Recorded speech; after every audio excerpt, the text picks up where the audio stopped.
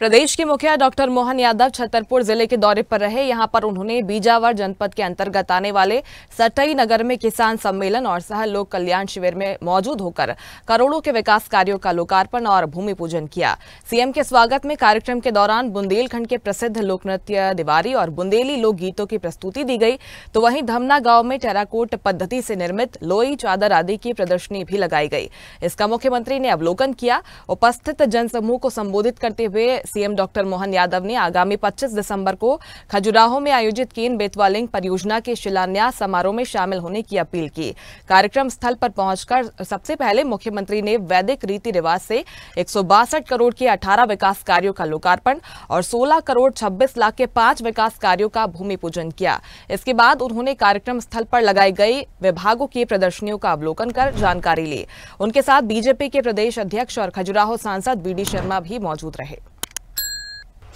भारत के राज्यों के कई हिस्सों में जब आतंकवादी, आतताई और हमारे को गुलाम बनाने वाले लोग आए तो बड़े बड़े राजघरानों सहित बड़े बड़े लोगों की आत्मा कंपायमान हो गई, थर्रा गए, हथियार धर दिए, हाथ जोड़ के आने वालों के आगे सरेंडर कर दिया।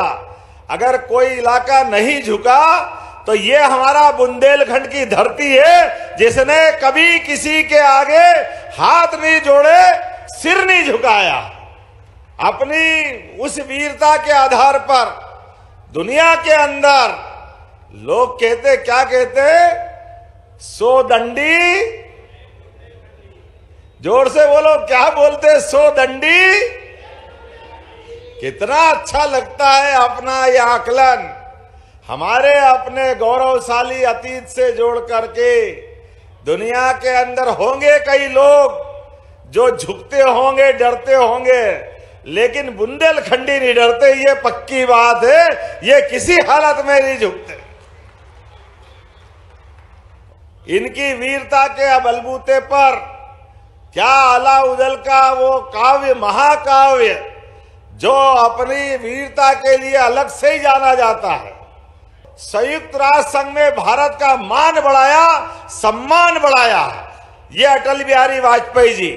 लेकिन और आनंद तब आया जब उनने पहली बार कल्पना की कि विश्व में नदी भी जोड़ी जा सकती है। एक नदी में बाढ़ आ रही है, दूसरी नदी सूखी है, हमारे जो सूखा बेल्ट है वहां के किसान की तकलीफ है, ऐसे में नदी जोड़ सकते हैं।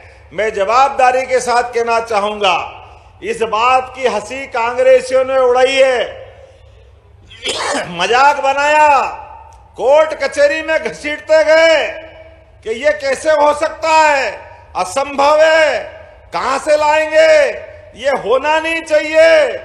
लेकिन यशस्वी प्रधानमंत्री नरेंद्र मोदी जी के लिए जोरदार ताली बजाए।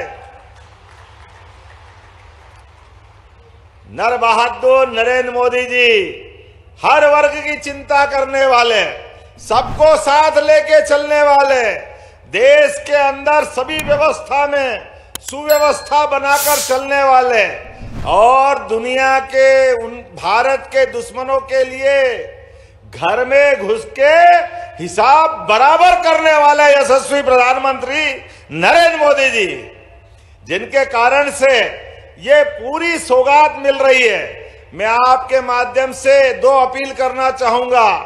हमारे इस क्षेत्र में वर्षों तक पलायन होता रहा, बहादुरी, वीरता सब कुछ है, लेकिन आखिर पेट में लगने वाली आग के लिए, बाल बच्चे को पालने के लिए कोई तो काम धंधा चाहिए। इसी कारण से दुर्भाग्य से हमारी ट्रेन भर भर के जाती थी, पलायन करते थे। भारत से कई राज्यों में बुंदेलखंड के लोग मिलते हैं, पीढ़ियों के पीढ़ियों लगातार जाते रहे। लेकिन ये आपकी बार जो योजना का भूमि पूजन हो रहा है, आप सबसे निवेदन कर रहा हूं, आप अपने मौके पड़े तो आप अपना कोई गहना गिरवे रख देना, पैसे की जरूरत पड़े तो अपना मकान बेच देना, लेकिन जमीन मत बेचना अपनी खेती की, खेती की जमीन को बचा के रखना। जहां तक मेरी आवाज जा रही वहां तक भी ये क्षेत्र अब हरियाणा और पंजाब को पीछे छोड़ने वाला है। ये भविष्य इसका आने वाला है। अपनी खेती के आधार पर समृद्धि की माता लक्ष्मी की सवारी निकलने वाली है। एक एक किसान के खेत में एक फसल नहीं, दो फसल नहीं, तीन तीन फसल होगी हमारी इस बुंदेलखंड की धरती के ऊपर। बदलते दौर में माननीय प्रधानमंत्री जी का भी कलेजा देखो। उनने कहा है 1 लाख करोड़ की योजना, 1 लाख करोड़ की, और उसमें भी माननीय प्रधानमंत्री जी 90,000 करोड़ रुपया वो देने वाले हैं। जोरदार अभिनंदन करो माननीय मोदी जी का। इस किसान सम्मेलन में कई सारे अलग अलग कार्यक्रम जोड़े हैं। अब सबसे पहले तो 160 करोड़ के लागत से यहां अलग अलग प्रकार के बहुत सारे कामों का भूमि पूजन लोकार्पण हुआ। जोरदार अभिनंदन करें। 160 करोड़ लागत से ये सौगात मिली है अपने को यहां, जिसके 18 प्रकार के अलग अलग विकास कार्यों का लोकार्पण भूमि पूजन एक साथ कर दिया।